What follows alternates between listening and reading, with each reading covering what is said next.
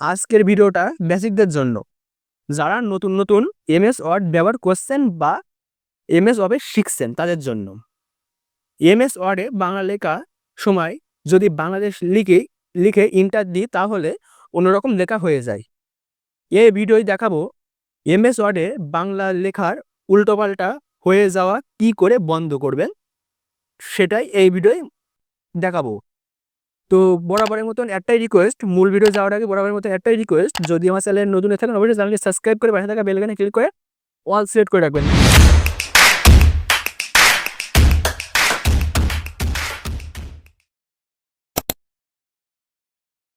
প্রথমে কি করবেন, আপনাদের ডেস্কটপ থেকে এমএস ওয়ার্ডটা ওপেন করে নেবেন। নেওয়ার পরে ঠিক এমন একটা পেজ আপনার সামনে শো করবে। এখান থেকে বাম সাইডে দেখতে পাচ্ছেন ফাইল, এই ফাইলে ক্লিক করবেন। ক্লিক করার পর সবার নিচে অপশন নামে যে অপশনটি, এখানে ক্লিক করবেন। ক্লিক করার পর ঠিক এমন একটা পেজ আপনার সামনে ওপেন হবে। এখান থেকে দেখতে পাচ্ছেন এখানে ক্লিক করবেন।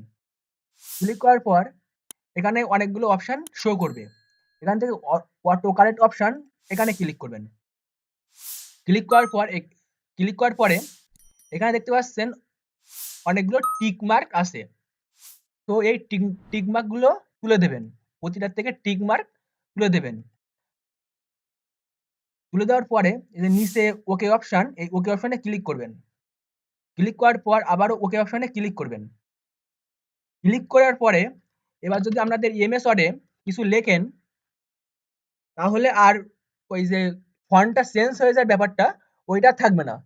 সো আমি এই আমার এমএস ওয়ার্ডে কিছু লিখছি।